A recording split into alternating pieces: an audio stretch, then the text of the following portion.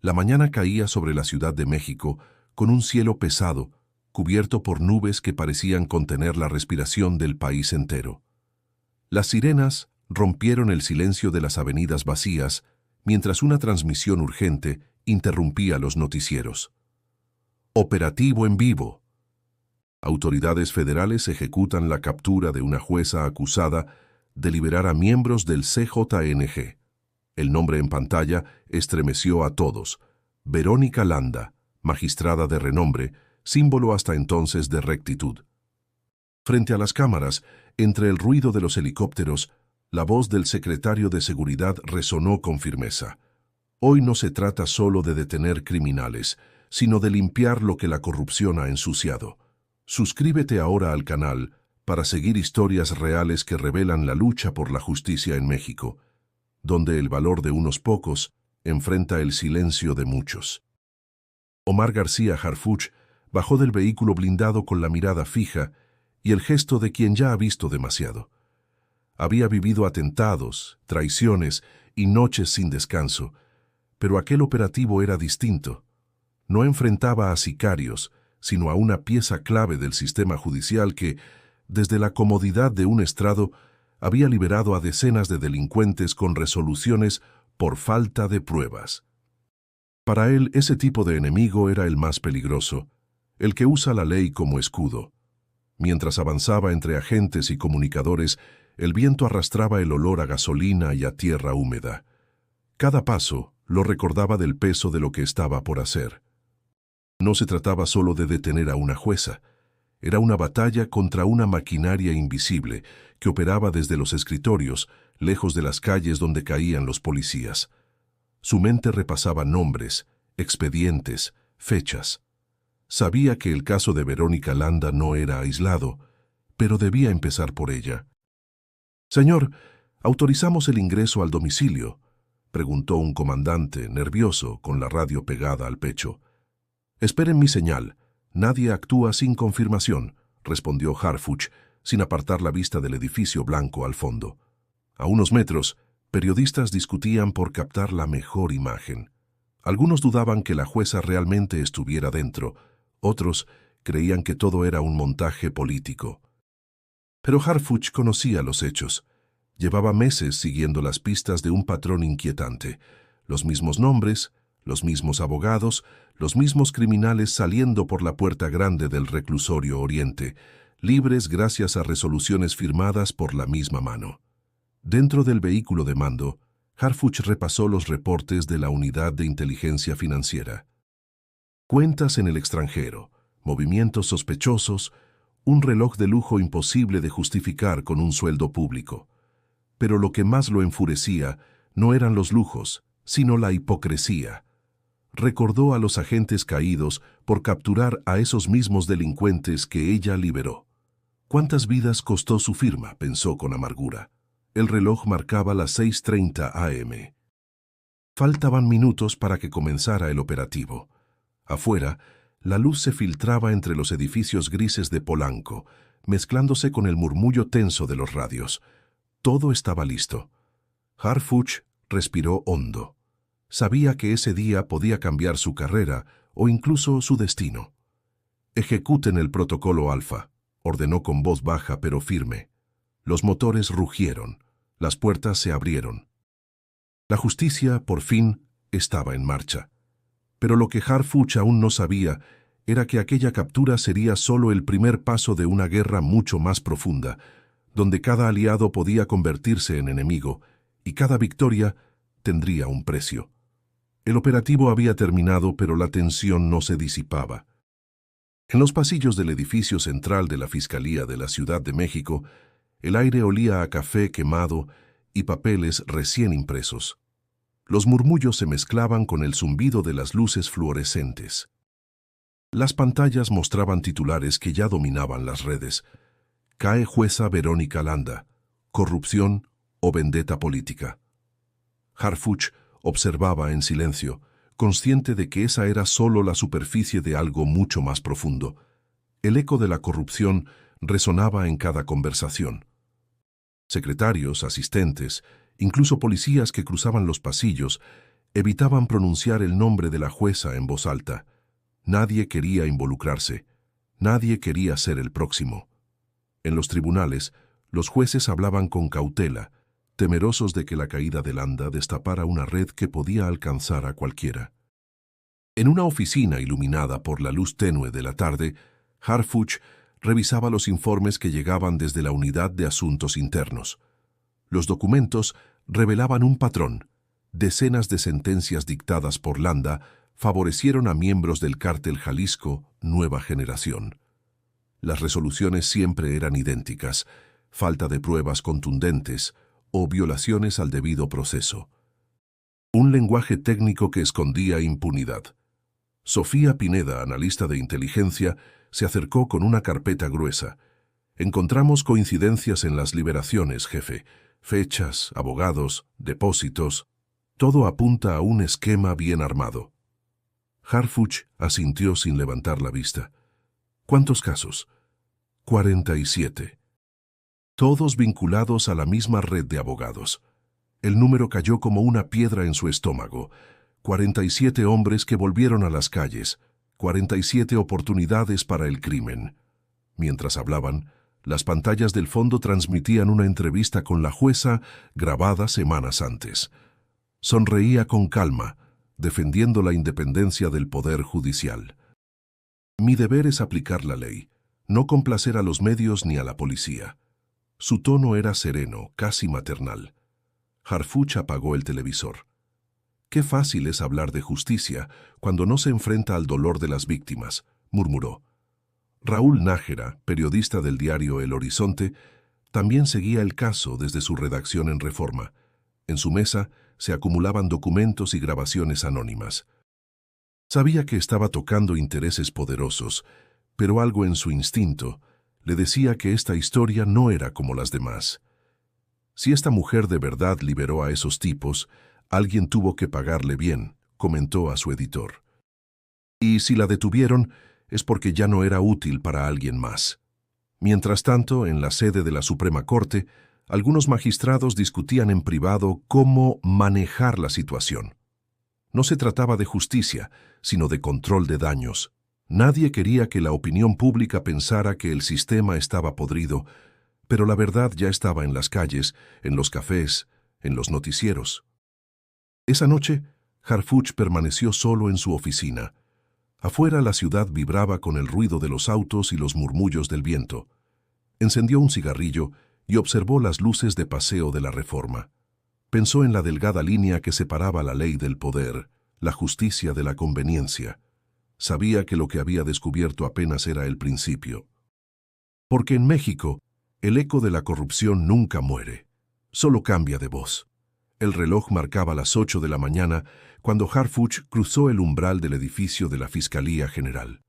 Los pasillos estaban llenos de reporteros y cámaras que buscaban una declaración, pero él pasó sin detenerse.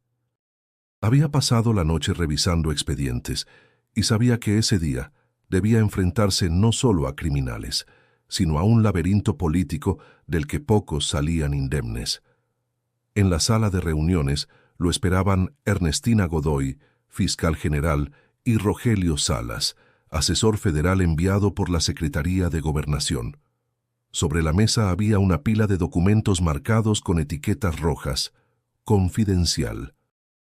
El ambiente olía a tensión y a café recalentado. «Gracias por venir, Omar», dijo Ernestina con tono firme. «El caso de la jueza Landa está generando un terremoto institucional. Hay presiones de todos lados». Harfuch se mantuvo erguido. «No podemos ceder. Si liberó a 47 sicarios, debe responder ante la ley». Salas intervino con voz controlada, casi diplomática. «Nadie está diciendo lo contrario, pero atacar a una jueza federal puede verse como una intromisión en el Poder Judicial. El presidente no quiere un conflicto abierto. ¿Y qué quieren que haga? ¿Que me quede callado mientras se burlan de la justicia?», replicó Harfuch conteniendo la rabia. El silencio que siguió fue incómodo. Ernestina lo observó con gesto cansado. «Omar, lo que hiciste fue valiente, pero ahora hay que ser inteligentes. Si la presión sube, podríamos perder el control del caso». «Control», repitió él casi con ironía. Eso es justo lo que ellos tienen. Nosotros apenas reaccionamos. Un asistente entró con un expediente recién impreso. Es del periodista Raúl Nájera, señor. Está investigando el caso desde hace meses. Ernestina frunció el ceño. Ese tipo no entiende el riesgo que corre. Precisamente por eso vale la pena escucharlo, dijo Harfuch tomando el expediente. Al abrirlo, encontró recortes de prensa, registros de transferencias y nombres de despachos jurídicos ligados a capos conocidos. Entre ellos, uno destacaba Bufete Lozano y Asociados, un grupo legal que desde años atrás era sospechoso de lavar dinero a través de sentencias favorables. La conversación continuó durante horas. Discutieron estrategias, posibles filtraciones y la necesidad de coordinarse con la unidad de inteligencia financiera. Pero cada propuesta tropezaba con el mismo obstáculo: la política. Salas, con su tono calculado, resumió el dilema. Podemos seguir, pero si tocamos a la persona equivocada, la presión caerá directamente sobre el presidente. Y ustedes lo saben. Harfuch guardó los papeles en silencio. «Entonces, ¿qué quieren? ¿Que cerremos los ojos?» «Nadie te pide eso», dijo Ernestina suavemente. «Solo te pedimos que no avances sin respaldo». «¿Respaldo o permiso?», preguntó él con voz baja. La fiscal bajó la mirada. Cuando salió del edificio, el sol ya golpeaba fuerte sobre la explanada. Afuera, un grupo de reporteros lo rodeó. ¿Fue legal la captura de la jueza? ¿Recibió órdenes directas del presidente? Harfuch no respondió. Caminó con paso firme hasta su camioneta. Mientras el vehículo se alejaba entre el tráfico, su teléfono vibró. Era un mensaje desconocido. «Sabemos lo que hiciste. No sigas buscando». Lo leyó sin sorpresa. Sabía que ese era el primer aviso. En las sombras del poder, la verdad siempre cobra un precio. El amanecer en la capital tenía un aire espeso, como si la ciudad misma presintiera que algo estaba por romperse. En una pequeña redacción del centro, Raúl Nájera encendía su grabadora mientras leía un correo anónimo que acababa de recibir. El remitente era imposible de rastrear. El asunto decía solo: pruebas, Landa, CJNG, pagos judiciales. Al abrir los archivos, el periodista sintió un escalofrío. Eran documentos bancarios, extractos de transferencias y una lista de nombres de funcionarios judiciales. En medio de todos resaltaba uno: Verónica Landa. Raúl se recostó en su silla con la vista fija en la pantalla. Esto es dinamita», murmuró.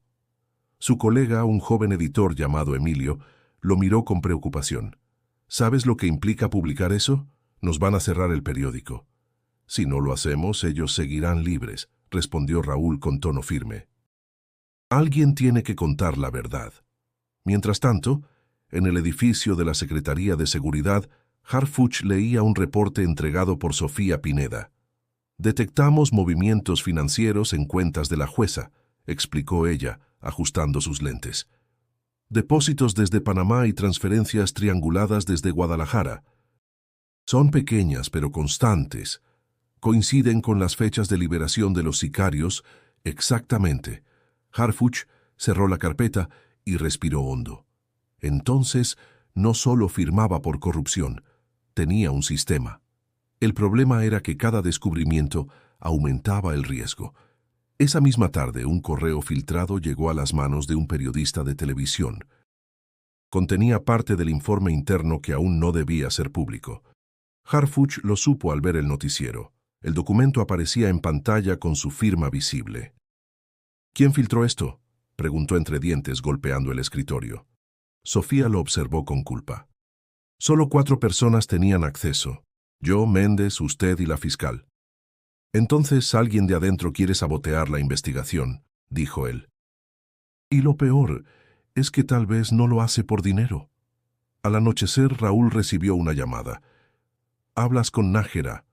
Una voz distorsionada respondió: «Si publicas eso, te van a desaparecer». El periodista tragó saliva, mirando las luces del zócalo desde la ventana. «No me van a callar». El tono del desconocido fue helado. «Ya es demasiado tarde para decidir. Luego, la línea se cortó.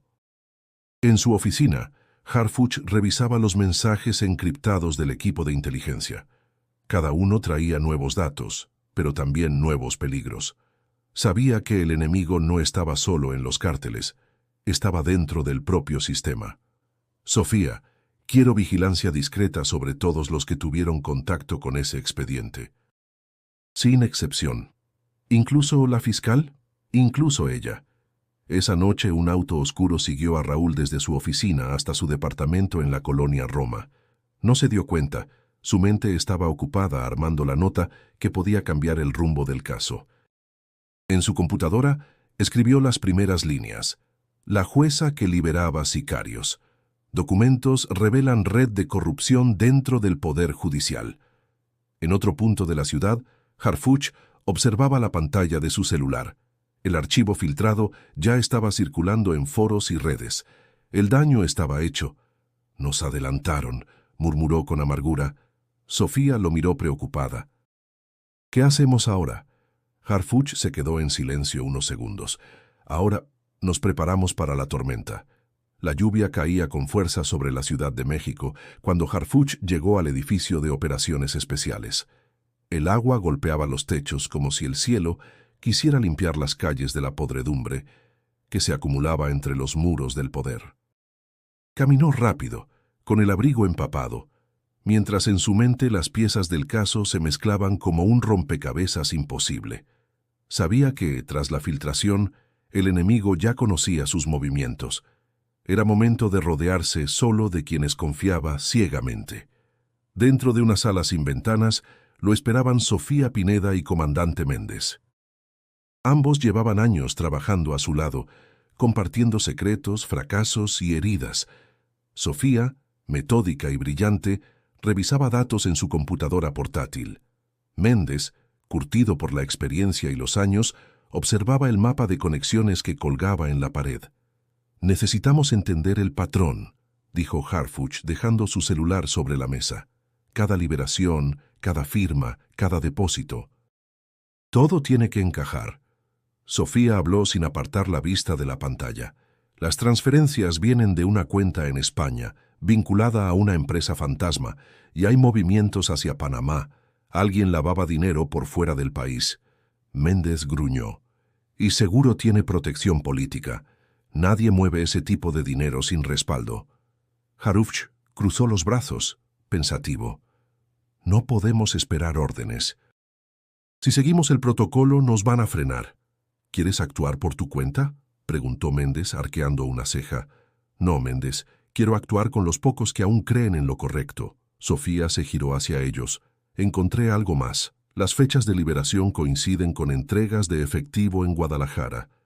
Alguien llevaba los pagos personalmente». «¿Quién?». «No lo sé todavía. Pero hay registros de vuelos privados y vehículos oficiales entrando a Morelos». Harfuch sintió el peso del hallazgo. Entonces no es solo corrupción judicial, hay complicidad institucional. El silencio llenó la habitación por un instante. Afuera, los truenos retumbaban como advertencias del destino. Méndez encendió un cigarrillo, gesto que Harfuch conocía bien. Lo hacía cuando la situación se salía de control. «Esto no va a gustarle a nadie arriba», dijo el comandante. «Y si seguimos, alguien va a querer callarnos». «Ya lo intentaron», respondió Harfuch sin levantar la voz. «Y aquí seguimos». Mientras Sofía continuaba rastreando transferencias, Méndez propuso algo inesperado. «Tengo un contacto en inteligencia militar. No confío del todo en ellos, pero podría conseguirnos acceso a registros de vuelos». Harfuch lo miró con duda. «¿Podemos confiar?». «Solo en la información, no en las personas», respondió Méndez. Las horas pasaron lentas. Cada dato confirmaba que el caso de Landa era apenas la punta del iceberg. Harfuch veía cómo su equipo se desgastaba, pero también cómo su lealtad se hacía más fuerte. Esa alianza silenciosa entre ellos era lo único que los mantenía firmes ante un sistema que prefería mirar hacia otro lado. Antes de marcharse, Sofía le entregó un archivo encriptado. «Aquí está todo lo que tenemos hasta ahora. Pero hay algo raro.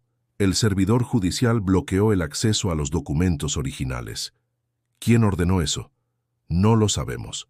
Harfuch guardó el archivo y murmuró: entonces tendremos que buscar la verdad fuera del sistema. La lluvia seguía cayendo cuando salieron.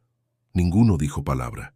Cada uno sabía que a partir de esa noche ya no había vuelta atrás.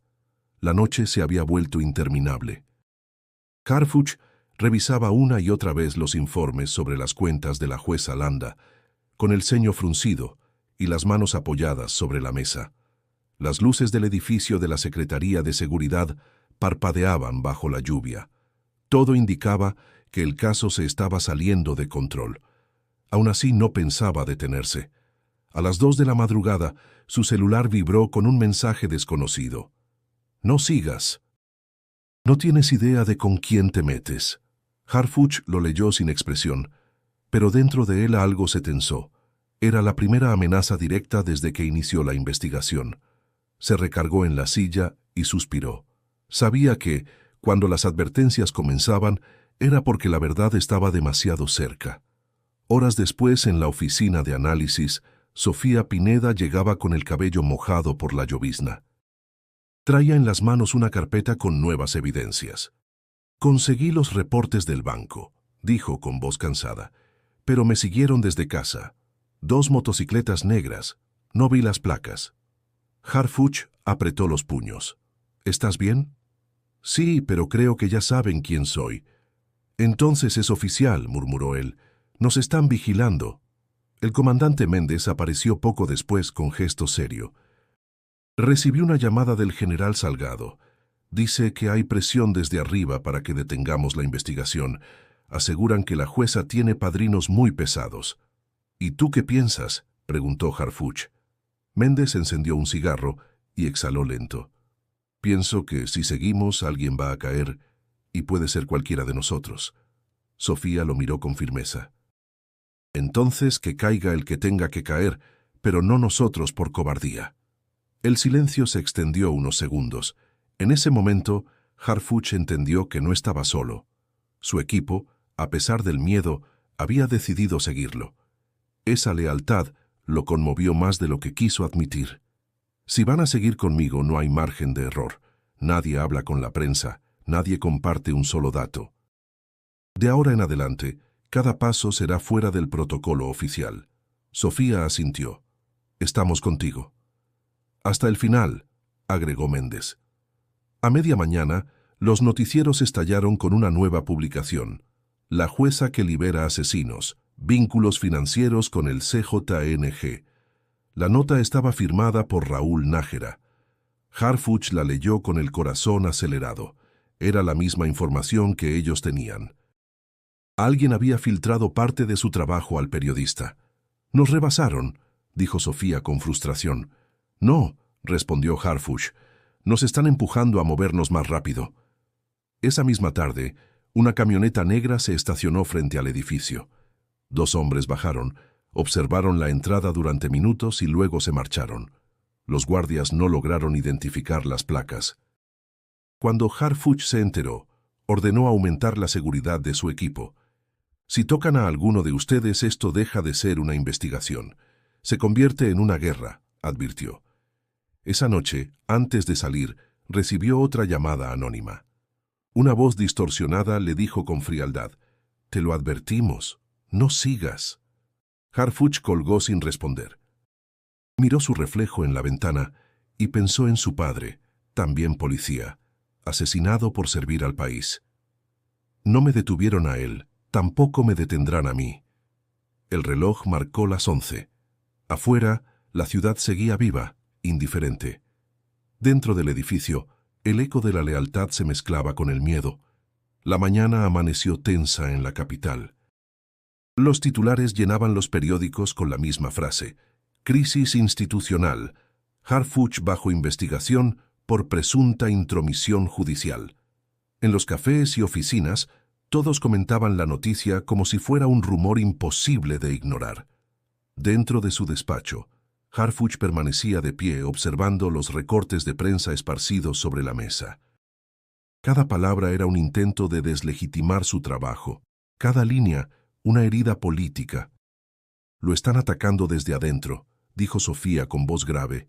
Quieren debilitarlo antes de que encuentre más pruebas. Eso ya lo sabía, respondió él, sin apartar la mirada de los periódicos. Lo que no entiendo es quién está detrás. A media mañana, una notificación oficial llegó a su correo institucional. Citación urgente ante la Comisión de Seguridad del Senado. Harfuch suspiró. Sabía lo que eso significaba. Una emboscada política. Horas después, el salón del Senado estaba lleno. Cámaras, asesores, micrófonos. El aire olía a perfume caro y nervios disfrazados de diplomacia. Al entrar, los senadores lo miraron con una mezcla de hostilidad y curiosidad.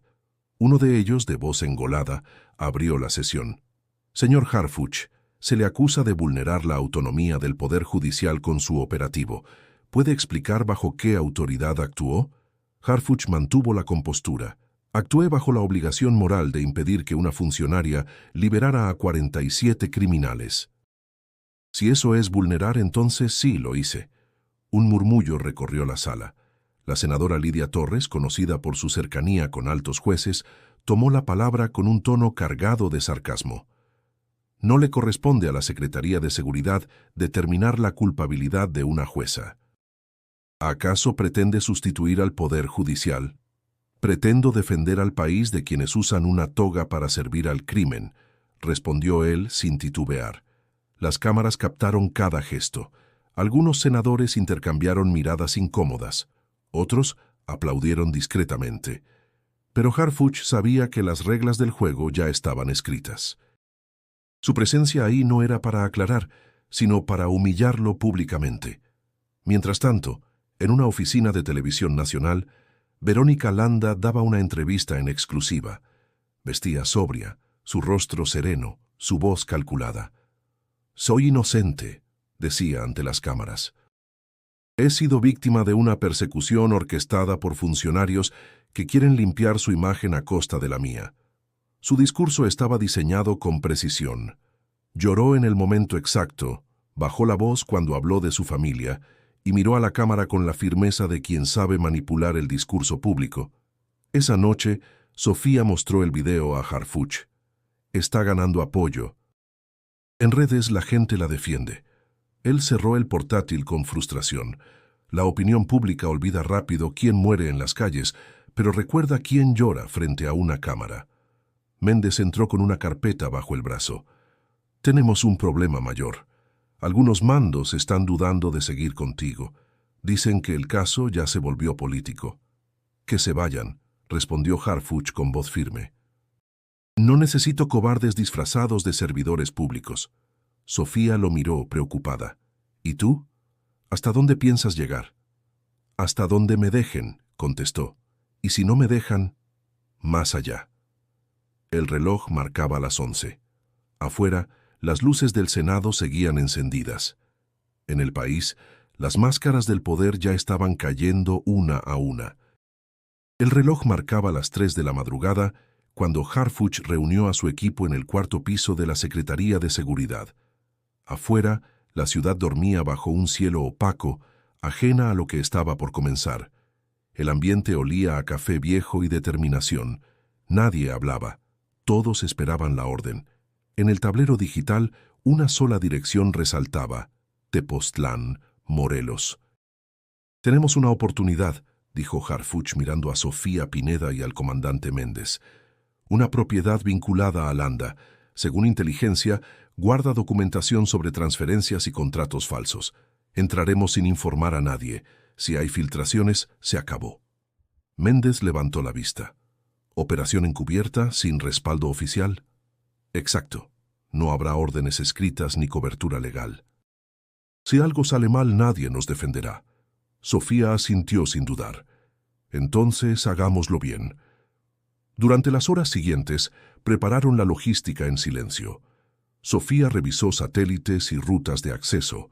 Méndez armó un pequeño equipo de 6 agentes de confianza. Todos sabían que una filtración anterior casi los había arruinado. Esta vez no habría margen de error.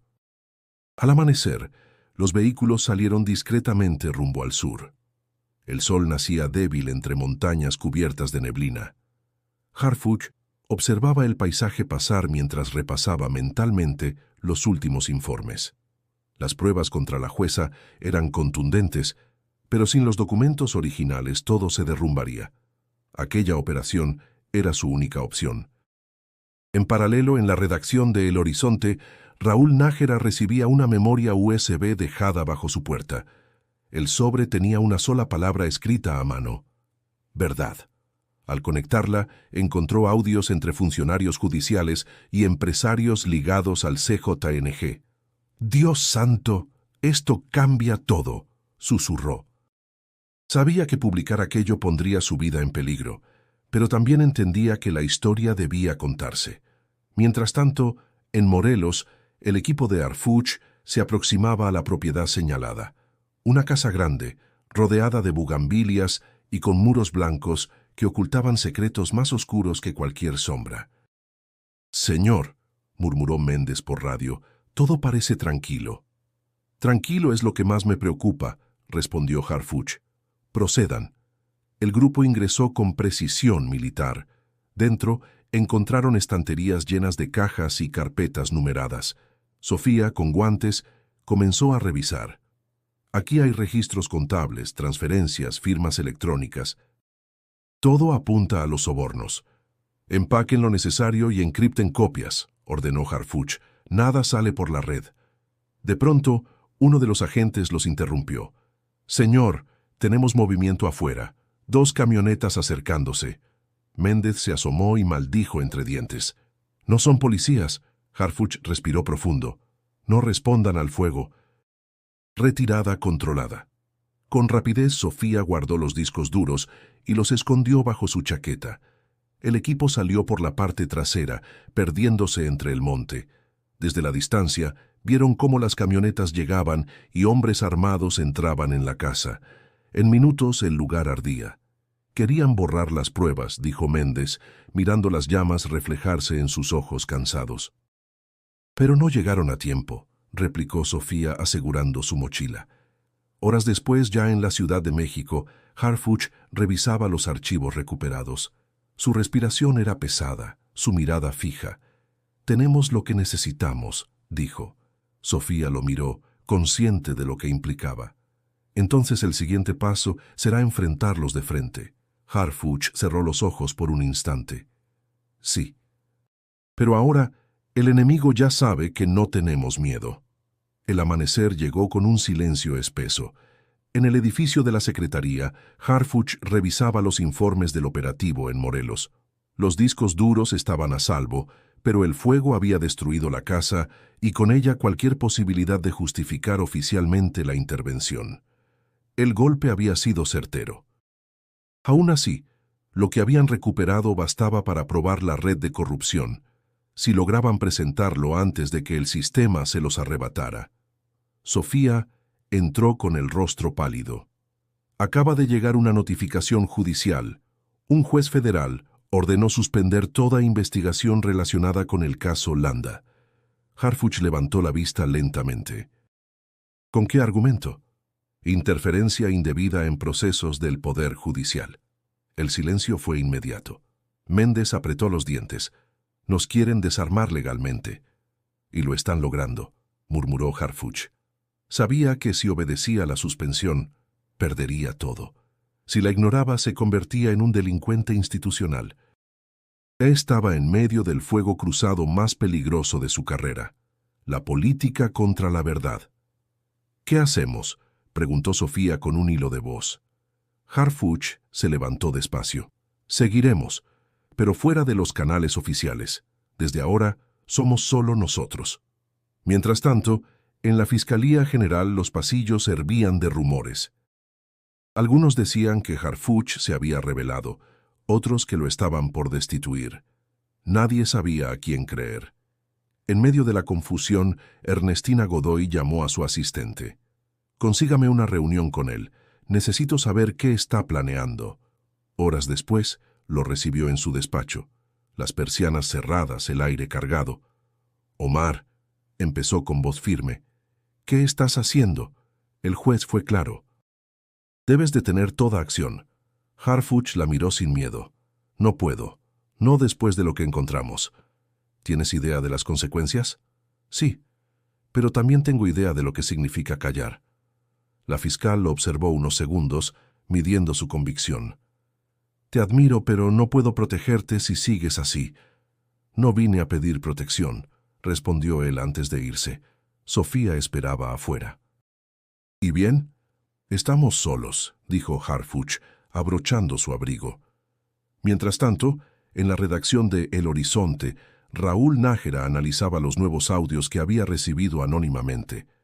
En uno de ellos, una voz femenina decía: «Que no se atreva a tocar a los nuestros. El juez ya firmó». Raúl comprendió que la batalla no era solo judicial. Era un enfrentamiento entre estructuras de poder que llevaban años operando en silencio. De vuelta en su oficina, Harfuch observaba los archivos que Sofía acababa de desencriptar. Eran cientos de transferencias, correos, firmas digitales, pruebas irrefutables. «Esto basta para hundir a más de una persona», dijo ella. «Y también para destruirnos a nosotros», respondió él. El dilema lo consumía. Si filtraba la información a los medios, arriesgaba su carrera y la vida de su equipo. Si la guardaba, la corrupción seguiría intacta. Recordó las palabras de su padre: «La justicia no siempre está en la ley, hijo, pero siempre empieza con el valor de alguien». Méndez entró con un sobre. «Landa está intentando salir del país. Tiene protección».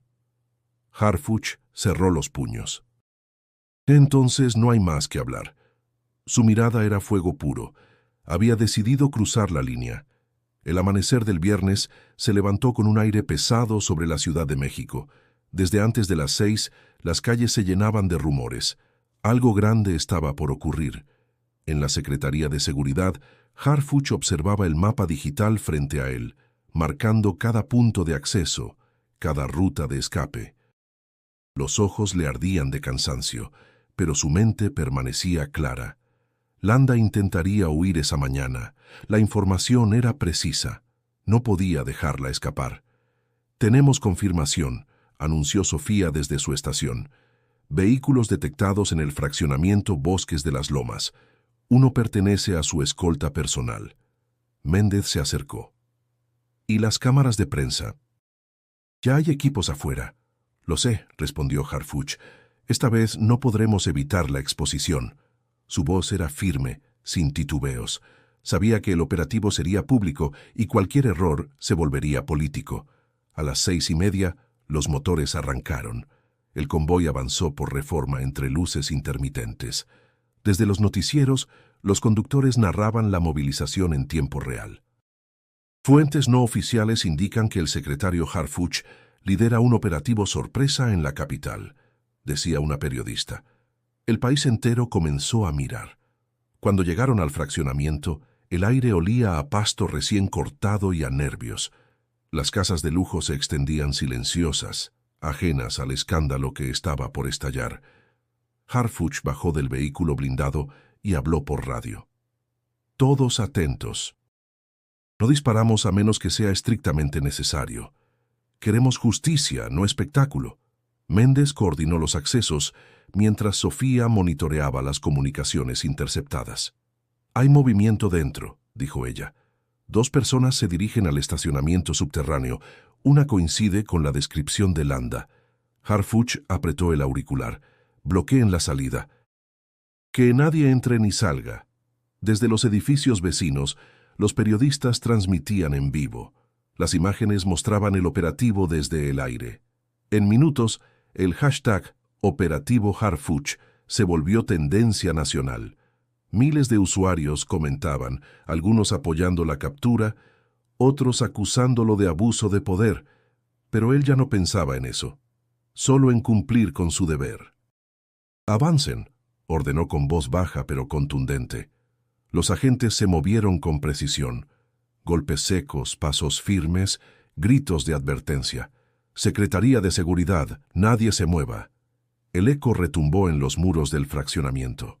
Dentro, los guardias privados se rindieron sin resistencia. Harfuch avanzó hasta el despacho principal. En el aire se percibía un aroma a perfume caro y tensión acumulada. Sofía lo siguió, sosteniendo su tableta con las órdenes judiciales que, aunque cuestionadas, aún tenían validez. «Está ahí», susurró ella, señalando la puerta entreabierta. Harufch respiró hondo y empujó. La jueza Verónica Landa estaba de pie junto a su escritorio, con una maleta a medio cerrar y el rostro pálido. Por un instante, el tiempo pareció detenerse. «Señora jueza», dijo Harfuch con calma, «queda detenida por corrupción y colusión con el crimen organizado». Ella lo miró con una mezcla de ira y miedo. «¿No tienes derecho? Esto es un atropello». «Lo que usted hizo fue un crimen», respondió él sin levantar la voz, «y ya no habrá más silencio». Afuera, los flashes iluminaban la mañana. Las cámaras captaban cada gesto, cada palabra. México entero observaba cómo caía una figura intocable. Mientras los agentes le leían sus derechos, Harfuch sintió un peso en el pecho. No alegría, ni venganza, solo el amargo sabor de una justicia que siempre llega tarde. El murmullo de los reporteros afuera era como un rugido lejano. Dentro del despacho, el aire estaba cargado de tensión. Verónica Landa permanecía inmóvil, con la espalda recta y el rostro helado. Su mirada buscaba cualquier grieta en el control de Harfuch, como si aún creyera tener poder. «¿Sabes con quién te estás metiendo?», dijo ella con una voz baja, afilada como una hoja. Harfuch no parpadeó. «Sí, con alguien que olvidó para qué juró servir al país». Sofía Pineda observaba en silencio, sosteniendo la orden de aprehensión. Sus dedos temblaban, no de miedo, sino de la gravedad del momento. Era la culminación de meses de trabajo, de noches sin dormir, de persecuciones, de amenazas. Sin embargo, frente a ellos, Landa no parecía una criminal. Parecía una mujer convencida de su propia impunidad. «Esto no va a durar», continuó la jueza, con un tono cargado de desprecio. «Los que están arriba me protegerán. Y cuando todo esto termine, tú vas a pagar por humillarme». Harfuch se acercó lentamente. «Quizás, pero al menos hoy la justicia te alcanzó». Los agentes procedieron a colocarle las esposas. El sonido metálico rompió el silencio como un disparo seco. Landa bajó la mirada por primera vez. No era miedo, era orgullo herido. Afuera, los flashes de las cámaras la esperaban como cuchillos. Méndez informó por radio. «Objetivo asegurado. Procedemos al traslado». «Perfecto», respondió Harfuch. «Mantengan discreción. No quiero circo». «Demasiado tarde para eso», intervino Sofía mirando la pantalla de su tableta. «Los medios ya transmiten en vivo. Todo México lo está viendo». A lo lejos se escuchaban los gritos de los reporteros, las sirenas mezclándose con las voces de curiosos. Raúl Nájera, desde su posición, narraba la noticia para su periódico. «Confirmado. La jueza Verónica Landa ha sido detenida por corrupción y vínculos con el crimen organizado». Las imágenes muestran a Harfuch encabezando el operativo. En el trayecto hacia el vehículo oficial, Landa levantó la cabeza con arrogancia. «No te equivoques, secretario», dijo entre dientes. «Yo no soy la única. Cuando empiece a hablar, muchos caerán, y tú podrías ser uno de ellos». Harfuch la observó sin responder. En su mente, las palabras resonaron como un eco peligroso. Sabía que no mentía. Al subirla al vehículo, los agentes cerraron las puertas y formaron un perímetro. Los periodistas intentaron acercarse, gritando preguntas sin respuesta. El convoy arrancó rumbo a la fiscalía.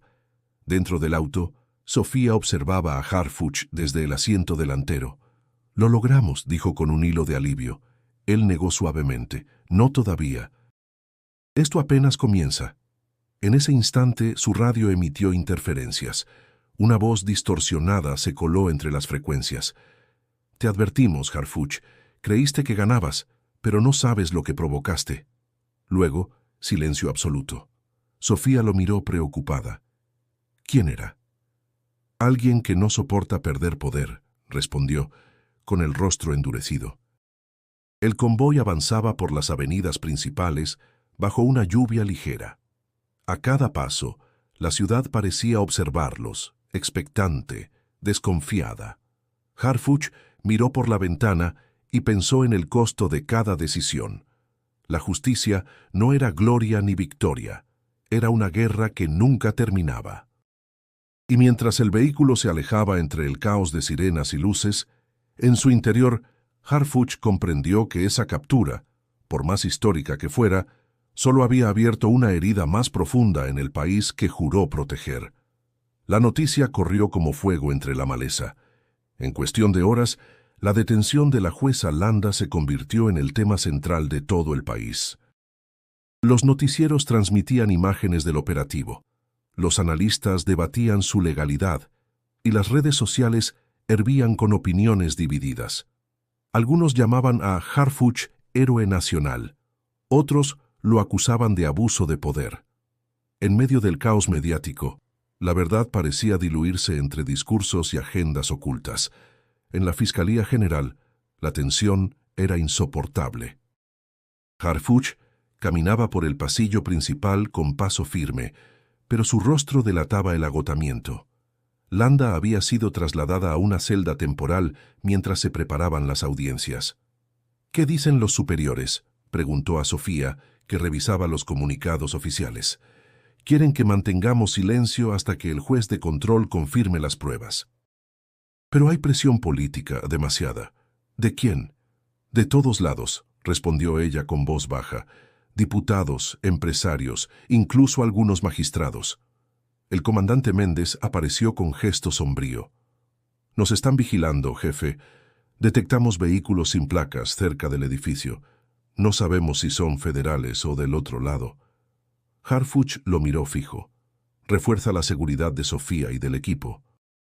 Si quieren intimidarnos, que sepan que no tenemos miedo». Pero el miedo, aunque no se decía, ya se respiraba. Esa tarde una llamada anónima llegó al teléfono de la fiscalía. Una voz distorsionada repitió 3 veces el nombre de Harfuch y colgó. Minutos después, un correo cifrado llegó a su bandeja personal con un mensaje breve. «No te equivoques de enemigos». Mientras tanto, en la redacción de El Horizonte, Raúl Nájera terminaba su reportaje completo. El titular era contundente. «El sistema en crisis. La jueza que liberó a 47 sicarios».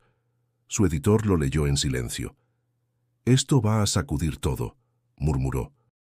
«Ya lo está haciendo», respondió Raúl. «Pero hay más. Tengo fuentes que aseguran que Landa no actuaba sola». «Guarda eso por ahora», le advirtió su jefe. «Ya tocaste demasiadas fibras. Estás en la mira». Esa misma noche, Harfuch regresó a su oficina. Las luces de la ciudad parpadeaban a lo lejos, como un recordatorio de que el país seguía girando, indiferente a su cansancio. Sobre su escritorio encontró una carta sellada con el logotipo oficial del Consejo de la Judicatura. La abrió con cautela. Una notificación interna lo citaba a declarar por presunta extralimitación de funciones. «Lo sabía», murmuró con amargura. Sofía entró poco después. «¿Qué es eso?». «Una advertencia disfrazada de protocolo». «¿Vas a ir?». «Claro». «Que me vean de frente». Al día siguiente, las calles amanecieron cubiertas de carteles y titulares. Harfuch, justiciero o perseguidor. En programas de televisión, políticos y jueces se lavaban las manos. Nadie quería verse asociado con el caso. Por la tarde, Sofía fue trasladada temporalmente a otra unidad, por seguridad. Harfuch intentó detener la orden, pero ya estaba firmada. Méndez lo encontró mirando por la ventana. «No nos la están poniendo fácil», dijo el comandante. «No lo esperaba», respondió Harfuch con voz serena. «Pero no vine aquí por facilidad». Esa noche, mientras las luces del edificio se apagaban una a una, supo que la verdadera batalla recién comenzaba. La justicia había hablado, sí, pero el poder todavía no había dicho su última palabra. El Palacio de Justicia amaneció rodeado de cámaras, reporteros y curiosos. Las escaleras estaban cubiertas por cables y luces, y en el aire se respiraba una mezcla de morbo y expectativa. Era el inicio del juicio más mediático del año. La jueza Verónica Landa frente al Estado mexicano. Dentro del recinto el murmullo era constante. Algunos esperaban verla derrumbarse, otros verla salir absuelta. Pero todos sabían que, más que un proceso judicial, era una batalla por la credibilidad de las instituciones. Harfuch llegó acompañado por 2 agentes y su mirada firme. Vestía con sobriedad, sin insignias, sin alardes. Los aplausos y los insultos se mezclaron a su paso. «Ahí va el héroe», murmuró alguien. «Ahí va el verdugo», respondió otro. No contestó a ninguno. Su mente estaba enfocada en lo que venía, testificar ante un país dividido. En el interior, la jueza Landa esperaba en el banquillo. Su rostro ya no tenía la seguridad altiva del día de su captura. Aún así, mantenía la cabeza erguida, como quien todavía cree poder controlar el destino con palabras. Su abogado, un hombre de traje oscuro y voz calculada, revisaba documentos con aparente tranquilidad. El juez de control dio inicio a la audiencia. Se procederá a escuchar los testimonios de las partes involucradas en el caso. La voz retumbó en la sala. El primer turno fue para Harfuch. Caminó hacia el estrado con paso medido y sostuvo la mirada del juez. «Señoría, lo que mi equipo y yo encontramos no fue un error administrativo ni una interpretación ambigua de la ley. Fue un patrón de corrupción sistemática. 47 criminales liberados por resoluciones firmadas por la misma mano, con los mismos argumentos, bajo las mismas condiciones». El abogado defensor interrumpió. «Objeción. Mi cliente actuó conforme a derecho. Si la fiscalía no supo armar los casos, no es culpa de la jueza». El juez permitió continuar. Harfuch no se alteró. «Con todo respeto, señor abogado, los casos estaban armados. Las pruebas eran sólidas, pero los expedientes desaparecían o se invalidaban misteriosamente antes de llegar a juicio. Eso no es incompetencia, es complicidad». Un murmullo recorrió la sala. Las cámaras registraban cada palabra. Afuera la gente seguía la transmisión en pantallas gigantes. México entero escuchaba. Luego declararon los agentes que participaron en el operativo. Uno de ellos relató cómo habían encontrado registros financieros que vinculaban a Landa con cuentas en el extranjero. Sofía Pineda presentó las copias de las transferencias y explicó los cruces de datos. «¿Puede afirmar que esas transferencias están relacionadas con los fallos judiciales?», preguntó el fiscal. «Sí», respondió ella. «Las fechas coinciden exactamente con cada liberación». Landa, al escucharla, se inclinó hacia su abogado y susurró algo entre dientes. Por primera vez, su gesto denotó nerviosismo. Cuando llegó su turno de hablar, se levantó despacio. «Fui víctima de una persecución. Fui usada como chivo expiatorio para tapar errores del sistema». Su voz tembló, pero enseguida recuperó fuerza. «He servido a este país por 20 años, y así me pagan». El público se dividió entre aplausos y abucheos. El juez pidió orden. Harfuch observó a la mujer frente a él y comprendió algo. La justicia no siempre se ganaba con evidencia, sino con resistencia, y él no pensaba rendirse. El juicio había llegado a su punto más tenso.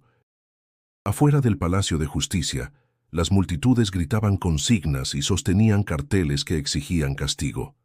Dentro, la tensión se podía cortar con el aire. Harfuch observaba a la jueza Landa mientras el fiscal presentaba las últimas pruebas.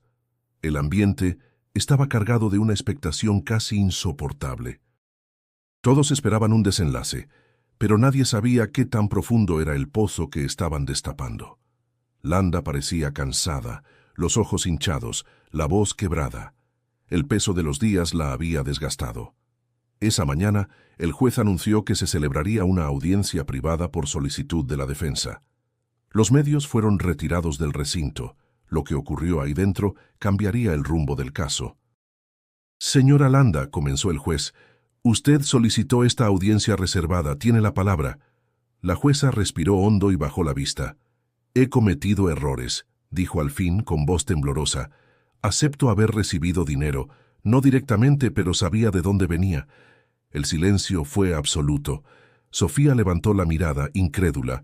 Harfuch se mantuvo inmóvil, procesando cada palabra. «¿Está confesando haber aceptado sobornos?», preguntó el fiscal. Landa asintió lentamente. Sí, pero no fui la única. Solo era un eslabón. Había órdenes, presiones, amenazas. Si no firmaba, alguien más lo haría. El juez anotó en silencio. Harfuch se inclinó hacia el fiscal y susurró: «Pídale nombres». El fiscal lo hizo. Landa dudó. Su respiración se aceleró. Hay una red. Gente del Poder Judicial, empresarios, políticos, algunos aún en funciones. ¿Tiene pruebas? Sí, en un dispositivo que entregué a una persona de confianza. Me dijeron que me protegerían, pero desapareció. La confesión dejó al tribunal en shock. El juez pidió receso inmediato. Harfuch y Sofía salieron al pasillo sin decir palabra. ¿La crees?, preguntó ella finalmente. Sí, respondió él mirando al suelo. Y eso es lo peor. Horas después, los noticieros filtraron fragmentos de la declaración. Las calles se llenaron de indignación. Por primera vez en años, la palabra corrupción no sonaba lejana, sino palpable, cercana, dolorosamente real. Esa noche, Harfuch regresó a su oficina y encontró a Méndez esperándolo. «No van a dejar que esto salga», dijo el comandante.